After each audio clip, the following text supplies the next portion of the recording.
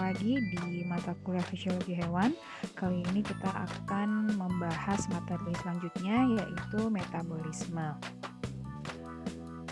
Oke, ini adalah outline dari pembahasan kita kali ini. Yang pertama itu pengertian metabolisme, kemudian energi, ketiga ATP dan transfer energi, dan yang terakhir adalah faktor penentu kecepatan reaksi biokimia. Nah, kita masuk yang pertama dulu, pengertian metabolisme. Nah, apa itu metabolisme? Metabolisme adalah kumpulan reaksi kimia yang terjadi pada suatu organisme.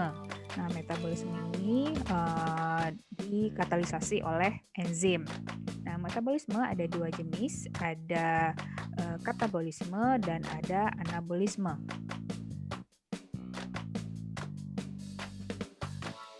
Katabolisme merupakan jalur metabolik yang memecah molekul dan melepaskan energi. Sedangkan kalau anabolisme itu adalah jalur metabolik yang membangun molekul dan mengkonsumsi energi atau memerlukan energi.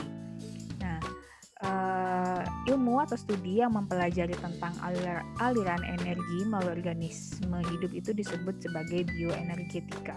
Nah, ini adalah contoh jalur metabolik atau metabolic pathway, di mana di sini digambarkan ini adalah molekul starting molekulnya atau molekul awalnya, substrat awal, ya A, kemudian dia akan berubah menjadi B pada reaksi pertama yang dikatalis oleh enzim 1.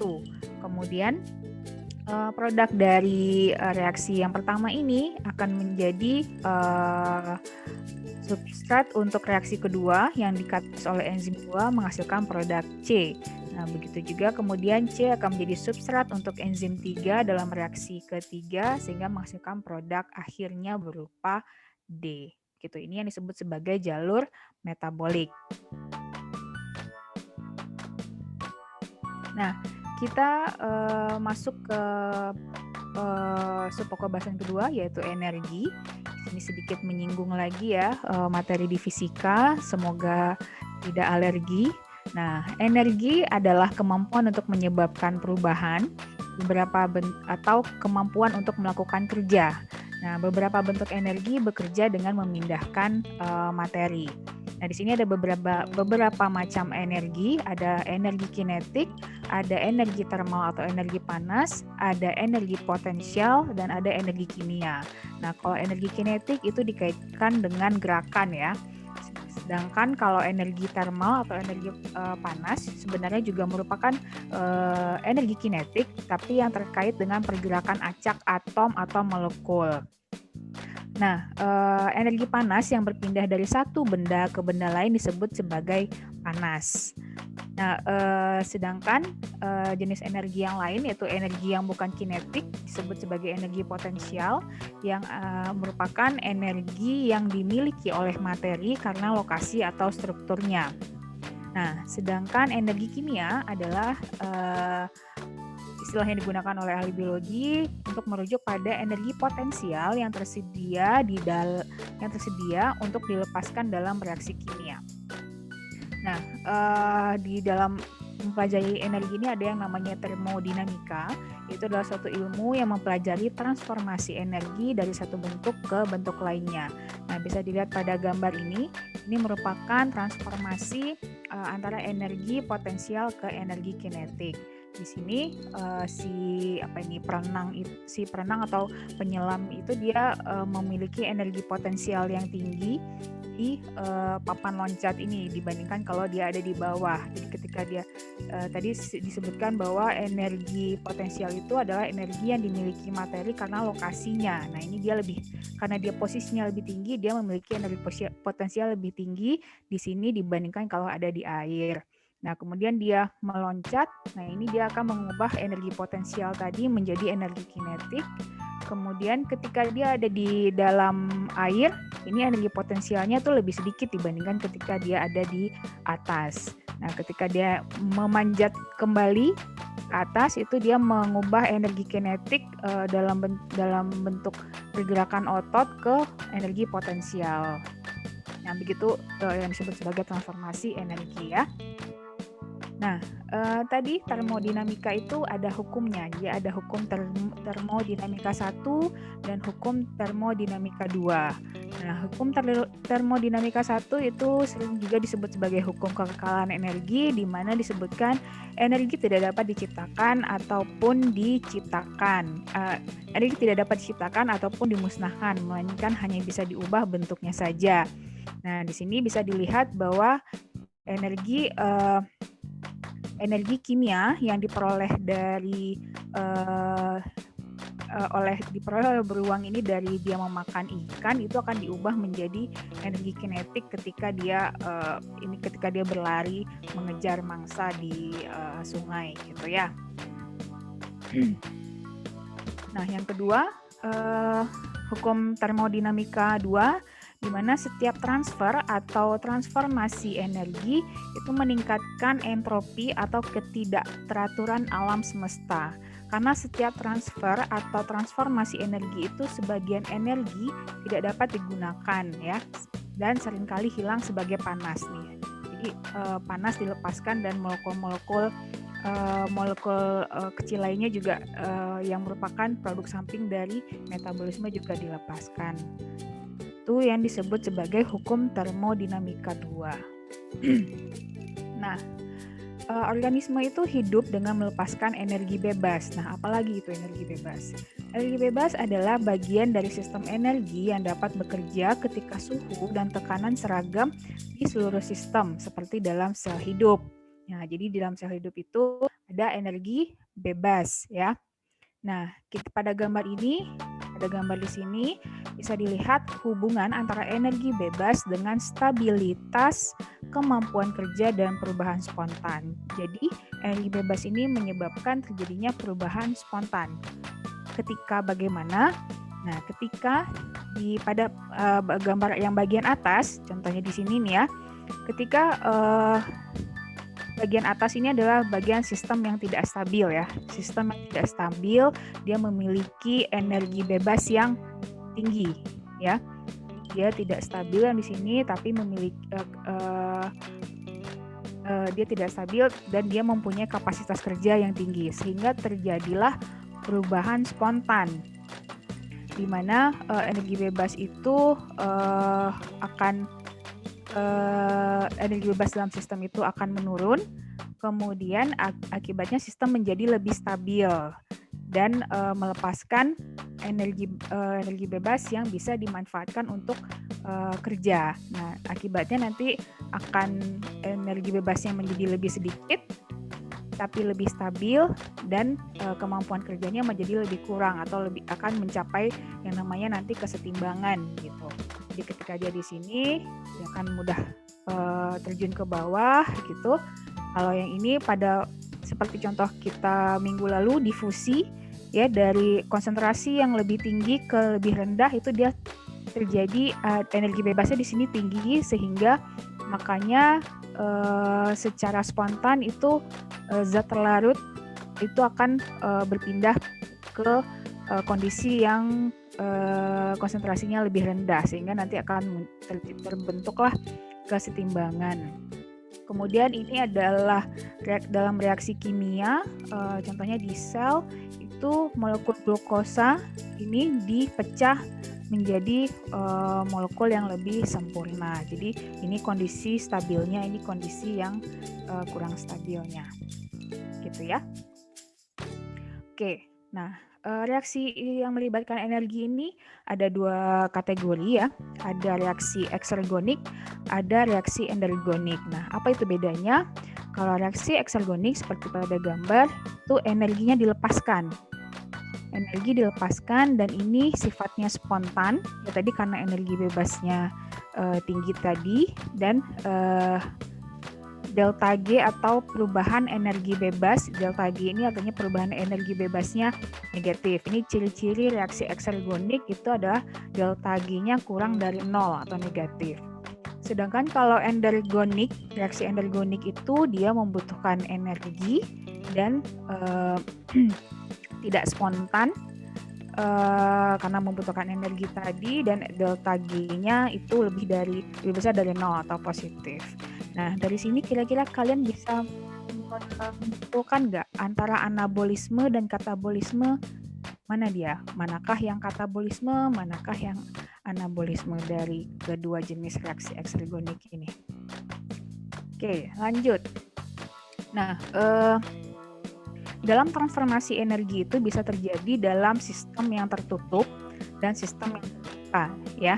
Ini bisa lihat nih sistemnya tertutup nih, closed system gitu.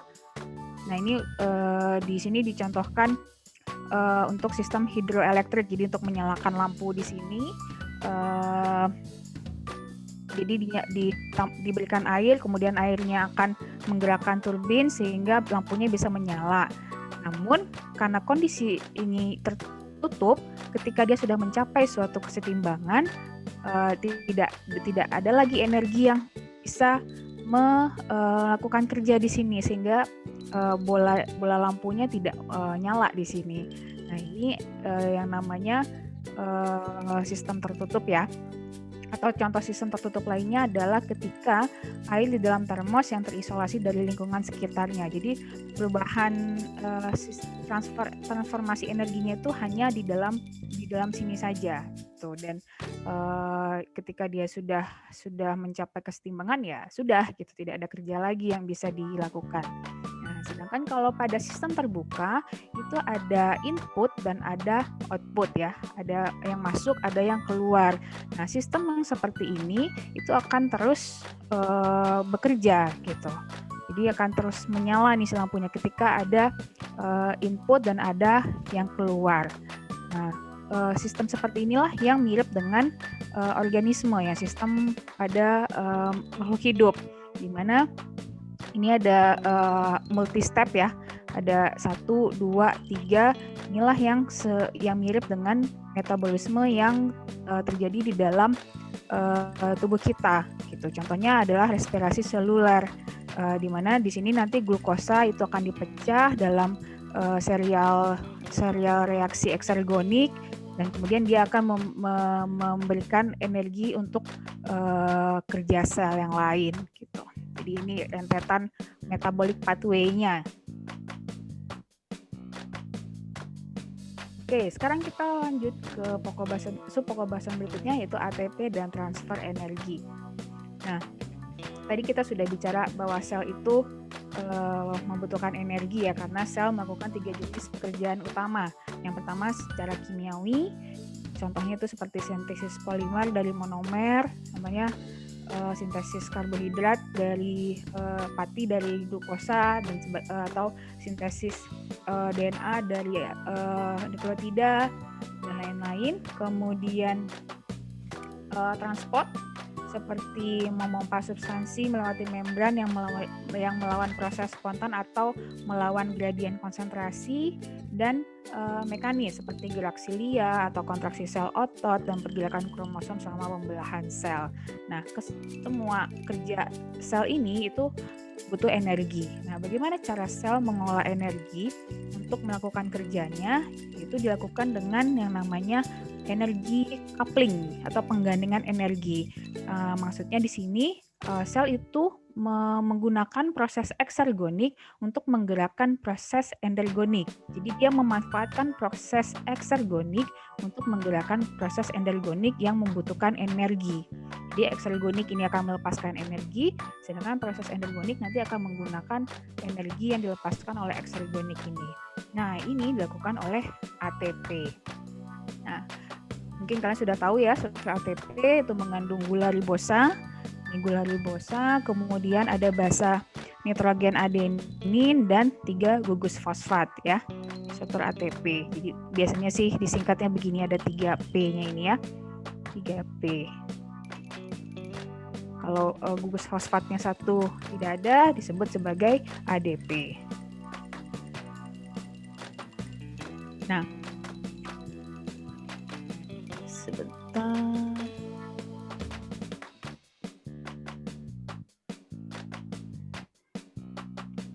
Oke.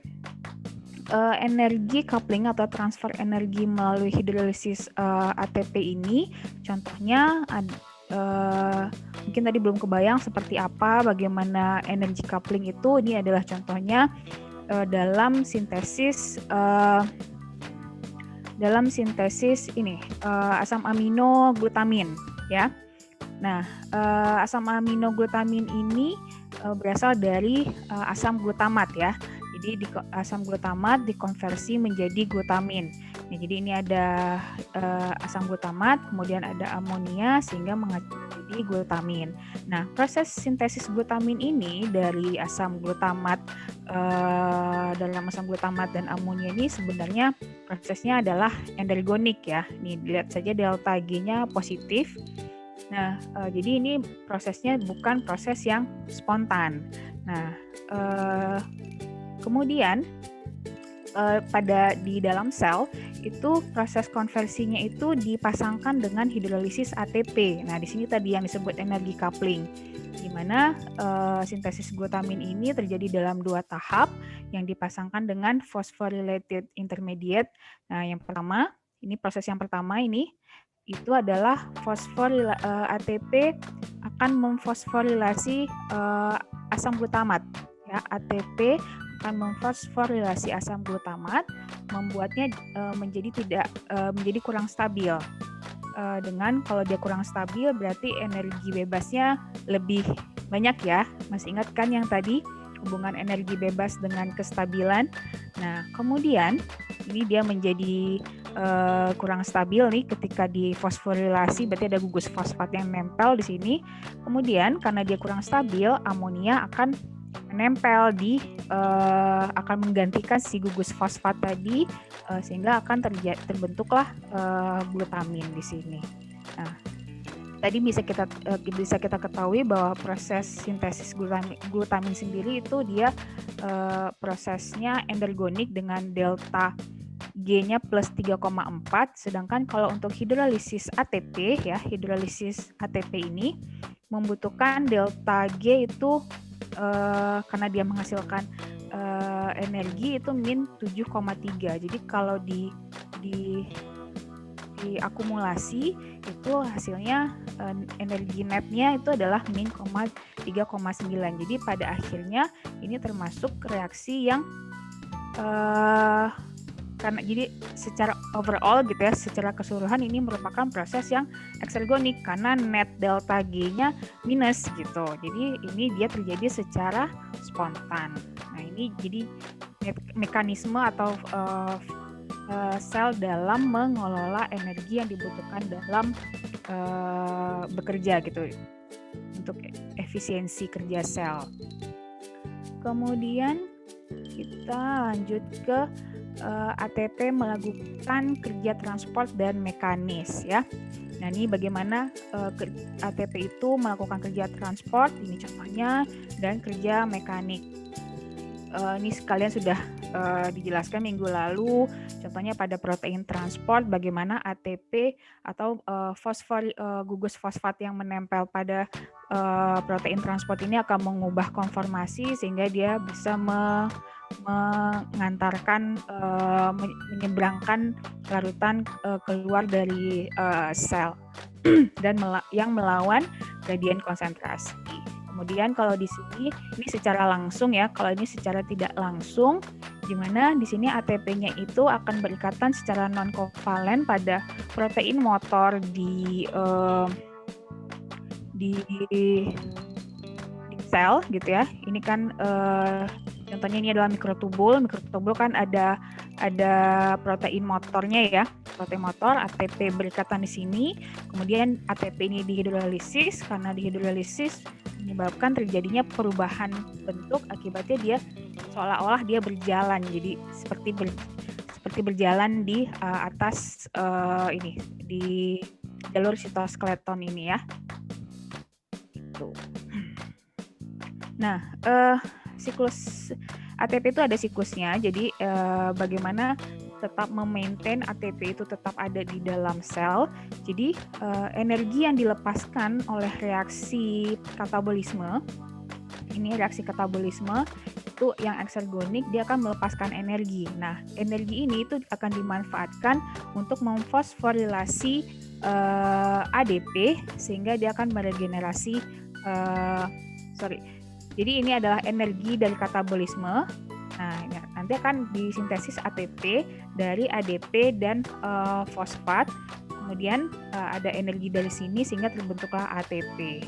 Ya, kemudian nanti seperti biasa terjadi siklus lagi, ada hidrolisis ATP, kemudian nanti dihasilkan ADP dan fosfat. Kemudian nanti butuh lagi energi, dapat lagi energi dari katabolisme. Begitu seterusnya. Nah, sekarang kita beranjak ke subpokok bahasan berikutnya, yaitu faktor penentu kecepatan reaksi biokimia. Nah, sebentar. Nah, ini adalah suatu reaksi eksergonik ya. Ini yang reaksi yang terjadi secara spontan sebenarnya, tapi tanpa enzim. Jadi ini yang secara normal. Nah, untuk melakukan reaksi ini bisa berjalan, itu butuh yang namanya energi aktivasi. Apa itu energi aktivasi? Energi aktivasi adalah energi yang dibutuhkan dalam reaksi kimia untuk memutuskan ikatan antara reaktan. Jadi kan di sini reaktannya ini A dan B itu berikatan, C dan D itu berikatan. Nah, agar ini ikatannya ini putus, nah itu butuh energi aktivasi. Nah, di sini baru kemudian terjadilah berlangsung perjalanan reaksinya sehingga dihasilkan produk, yaitu A berikatan dengan C, B dengan D.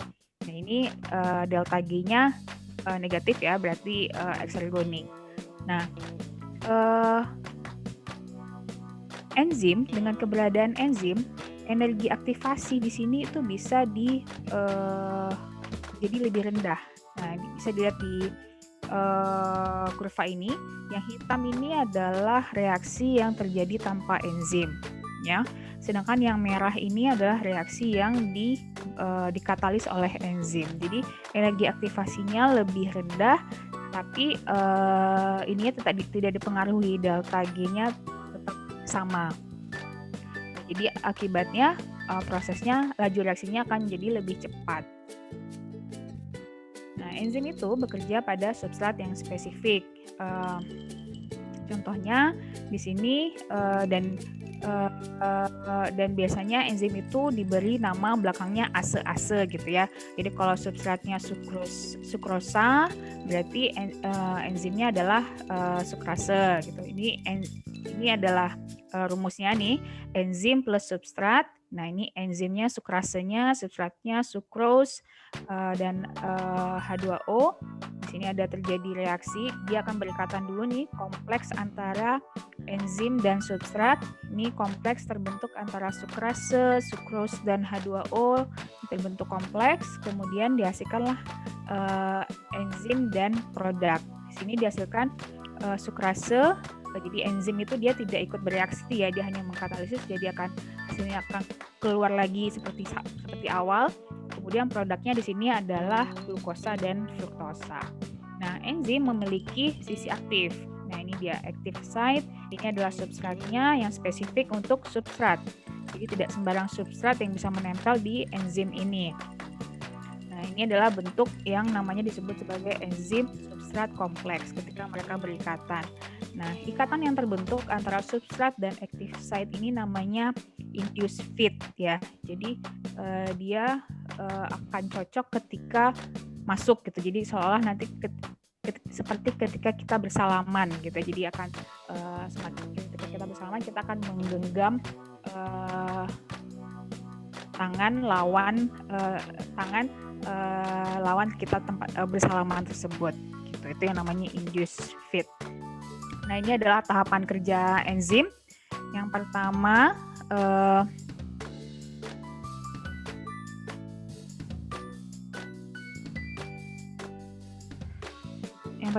ini substrat akan masuk ke sisi aktif ya, active site-nya. Kemudian enzim akan mengubah bentuknya sehingga si sisi aktifnya itu seperti memeluk atau merangkul si substrat. Nah, ini yang saya sebut tadi induced fit gitu. Jadi dia pas gitu bentuknya. Kemudian substrat itu akan ditahan pada sisi aktif ini dengan interaksi yang lemah atau ikatan lemah seperti ikatan hidrogen atau ikatan ionik. Kemudian ini terbentuk enzim substrat kompleks. Nah, di sini nanti sisi aktif tadi itu akan menurunkan energi aktivasi dan akan mempercepat reaksi. Kemudian dihasilkanlah kemudian substrat tadi yang warnanya merah dan hijau ini akan berubah menjadi produknya. Di sini digambarkan warna kuning dan biru. Nah, kemudian nanti setelah menjadi produk dia akan dilepaskan dari enzim. Kemudian enzim di sini dia siap untuk substrat baru berikutnya gitu. Jadi kerjanya juga siklus ya. Nah, ada faktor-faktor yang mempengaruhi kerja enzim. Yang pertama ada suhu, pH, kofaktor, dan inhibitor enzim. Nah, di sini dicontohkan pada bakteri Cyanobacteria, Thermophilic Cyanobacteria, yang berwarna hijau di sini nih. Dia hidup di Nevada, di sumber air panas geser Nevada.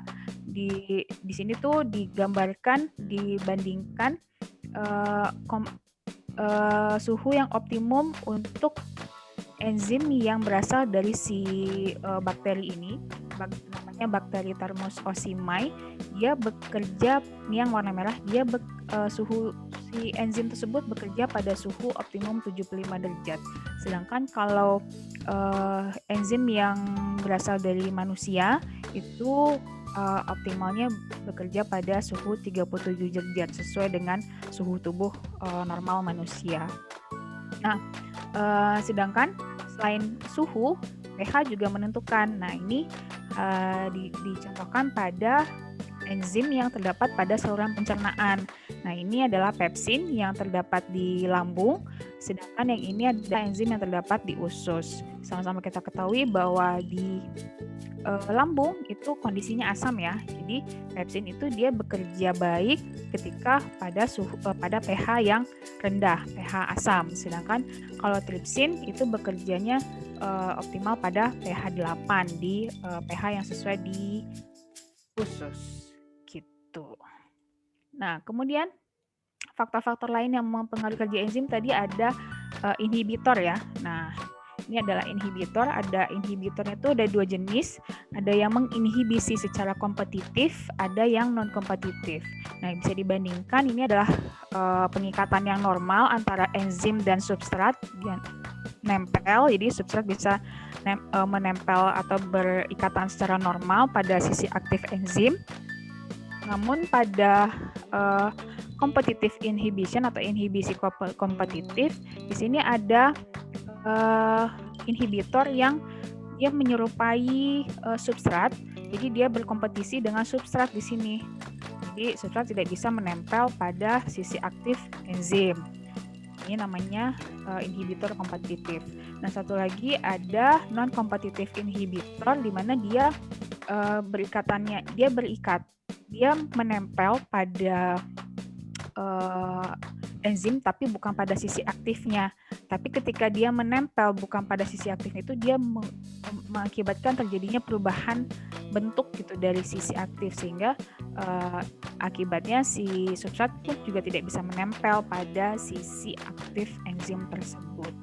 Nah, itu bedanya antara kompetitif dan non kompetitif. Kalau kompetitif dia nempel di bagian sisi aktif, kalau yang non kompetitif menempel di bagian lain tapi menyebabkan perubahan konformasi dari sisi aktif enzim sehingga substrat juga tidak bisa menempel. Oke. Nah, enzim itu juga ada pengaturan kerjanya ya, ada regulasinya.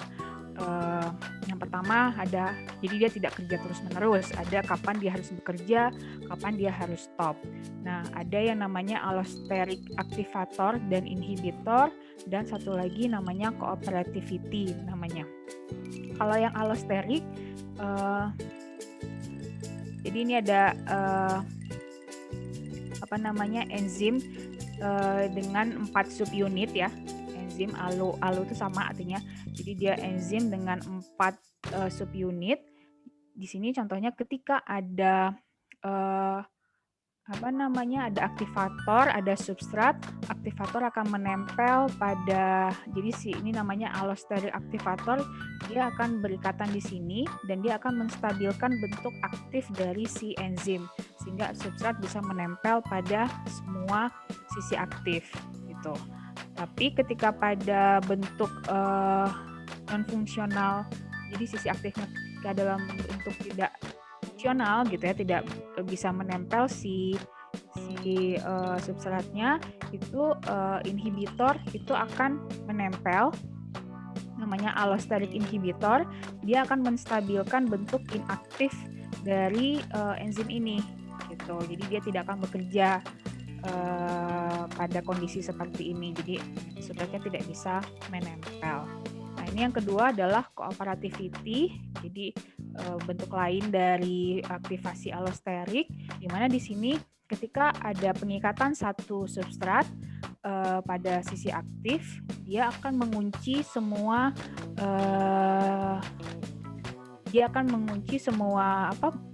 subunit dalam bentuk konformasi aktif. Jadi ketika satu substrat nempel, ini dia juga akan stabil dalam bentuk aktifnya gitu.